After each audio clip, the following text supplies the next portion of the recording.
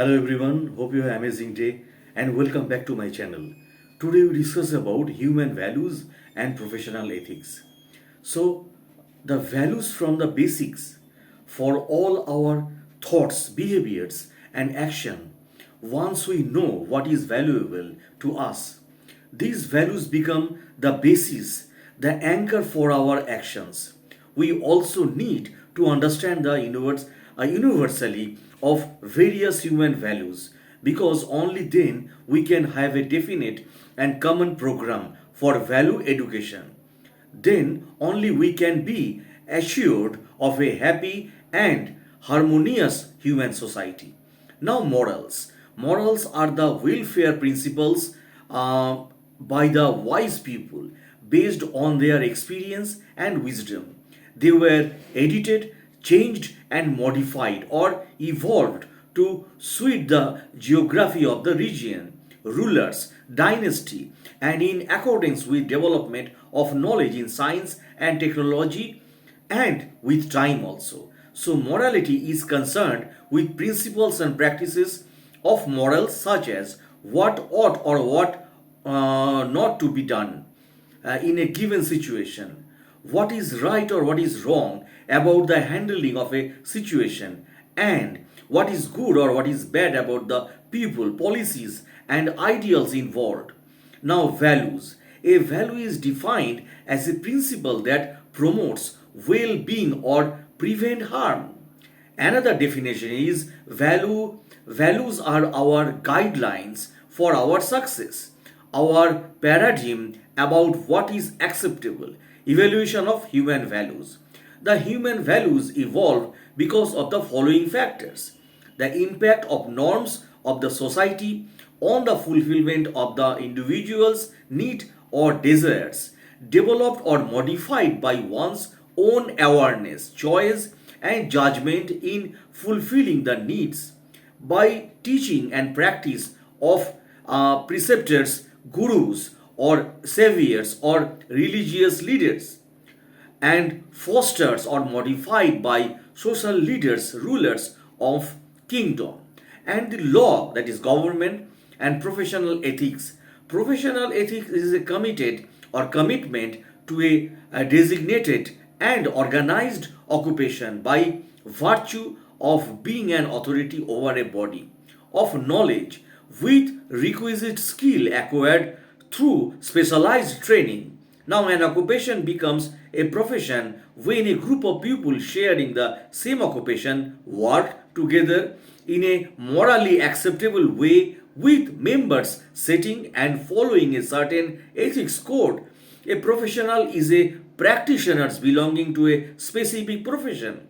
Now, professional ethics, as opposed to a personal values and morality, is a set of ethical standards and values a practicing engineer is required to follow.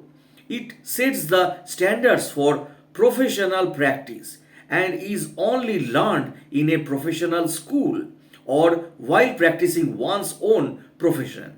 Now, today, it is an essential part of professional education because it helps students deal with issues they will face in future. Now, objectives: why professional ethics needs. The objective of these course on professional ethics and human values are the to understand the moral values that ought to guide the profession, resolve the moral issues in the profession, and justify the moral judgment concerning the profession. Now, it is intent to develop a set of brief attitudes and habits that engineered should display concerning morality. The prime objective is to increase one's ability to deal effectively with moral complexity in managerial practice. Now, alternatively, the objectives of the study on professional ethics may be listed as now improvement of the cognitive skills, skills of intellect in thinking clearly, moral awareness, that is proficiency in recognizing moral problems. Now, cognate moral reasoning, comprehending, assessing different views also. Now, moral coherence forming consistent viewpoint based on facts. Moral imagination searching beyond obvious the alternative response to issues and being receptive to creative solution also. Moral communication to express and support one's view to other. Now, to act in moral desirable way towards moral commitment and responsibility conduct. Moral reasonableness, that is willing and able to be moral responsibility.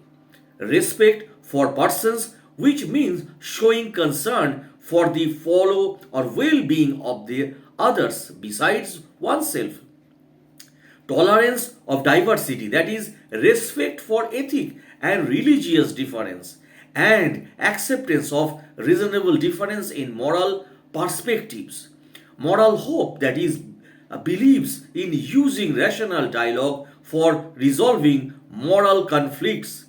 Now, integrity, which means moral integrity and integrating one's professional life and personal convictions also.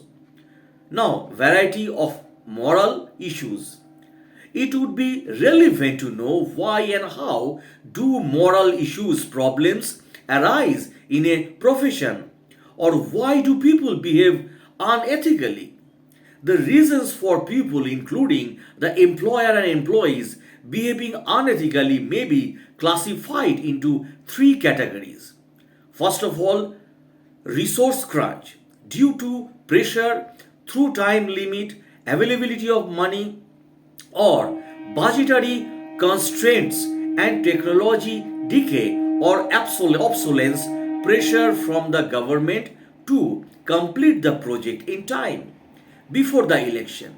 So, reductions in the budget because of sudden war or natural calamity, that is, for example, tsunami, and obsolescence due technology innovations by the competitors lead to manipulations and unsafe and unethical execution of projects also, involving individuals in the development of goals and values and developing policies that allow for individual diversity. So, dissent and input to decision makings will prevent unethical results also. Now, number two, opportunity. Double standards or behavior of the employer towards the employee and the public. The unethical behaviors of WorldCom in USA, Aeron in USA as well as India, executes in 2002 resulted in bankruptcy for those companies. Now, management projecting their own interest more than that of their employees, some organizations overemphasize short-term gain and results at the expense of themselves and others. Now, emphasize on results and gain at the expense of the employees and management by objectives without focus on empowerment and improvement of the infrastructure. Now, this is best encountered by developing policies that allow consequences keepers and blower and blower and appointing ombudsmen. So, who can work confidentially with people to solve the unethical problems internally. Now, number three, attitude. Poor attitude of the employees set in due to low moral of the employees because of dissatisfaction and downsizing. Absence of grievance redressal mechanism. Lack of promotions or career development policies or denied promotions. Lack of transparency, absence of recognitions and reward system, and poor working environment. So, giving ethics training for all, recognizing ethical conduct in workplace, including ethics in performance appraisal, and encouraging open discussion on ethical issues are some of the direction of to promote positive attitudes among the employees. To get form and positive effect, ethical standards must be set and adapted by the senior management with input from all risk personnel. Now, professional code of ethics. A code of ethics prescribes how professionals are to pursue their common ideal so that each may do the best at a minimal cost to oneself and those they care about. The code is to protect or protect each professional from certain pressures. For example, the pressures to cut corners to save money by making it reasonable, likely, and more likely than otherwise that most other members of the profession will not take advantage. A code is a solution to a coordinations problem. A professional has obligations to the employer, to customers, to other professional colleagues with specific expectations of reciprocity. Reciprocity. Now, understanding the harmony in society. Society or human society is the set of relations among people. Society or human society is the set of relations among people, including their social status and roles. By extension, society denotes the people of a region or country, sometimes even the world taken as whole. So used in the sense of an association, a society is a body of individuals outlined by the bounds of functional interdependence. Now, possibly comprising characteristics such as national or cultural identity, social solidarity, language, and hierarchical organizations. Human societies are characterized by patterns of relationships between individuals, sharing a distinctive culture and institutions also. Like other communities or groups, a society allows its numbers or members to achieve needs or wishes they could not fulfill alone. The word society may also refer to an organized voluntary associations of people for religious, benevolent cultures, scientific, political, and patriotic or other purpose. Today, the term society is currently used to cover both a number of political and scientific connotations as well as a variety of associations also. Now, society being an extension of family. So, extended relationship from family to society. As we begin to understand our relationships in the family and live harmoniously in these relationships, we become aware of our relatedness to all human beings. Family is the first place to understand our relationship, recognizing the feelings in this relationship, live according to these feelings, and attain mutual happiness also. So, our natural acceptance is to feel related to everyone. We can easily explore these within ourselves. We find that in reality, we do not want ourselves to be happy, but also want to make other happy. Our competence might be limited at the moment, and we might feel we are unable to do so, but we spontaneously accept that we wish for their happiness as well, along with ours. This is our intention. We expect the same from the others. We feel relaxed when we are with people who feel related to us, and we enjoy a feeling of assurance and trust when we live in this social wave.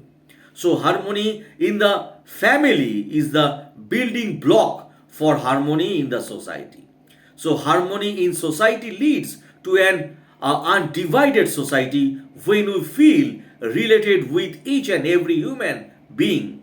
Our natural acceptance, however, is for relatedness with all, and we can very naturally expand into the world family.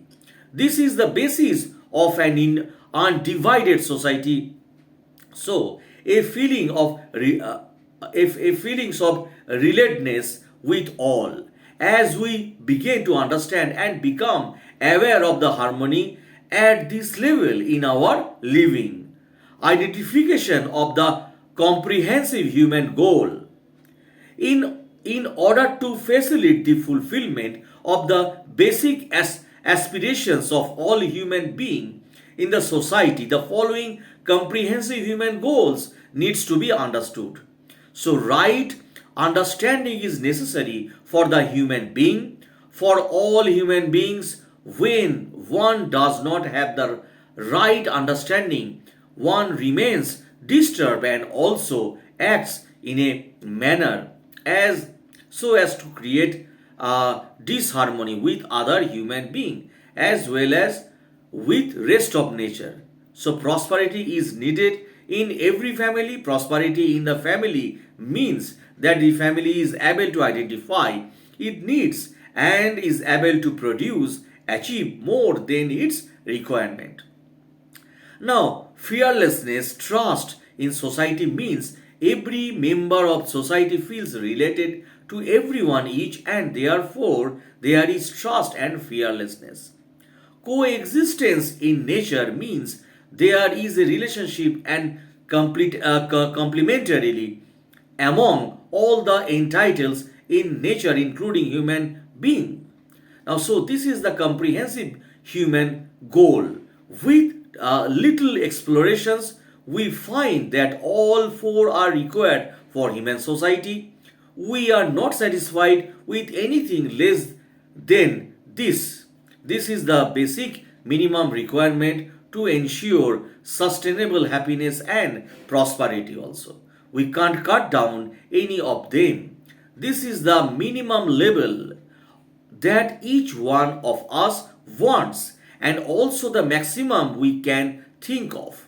We can't think of anything more than this. This is the target for each one of us, the whole human race and the human tradition. The moment we leave any one of them out, there will be loss of continuity and the goal cannot be achieved. So that's the end of the video, my friends. If you like my blogs, please subscribe my channel. Thanks a lot watching.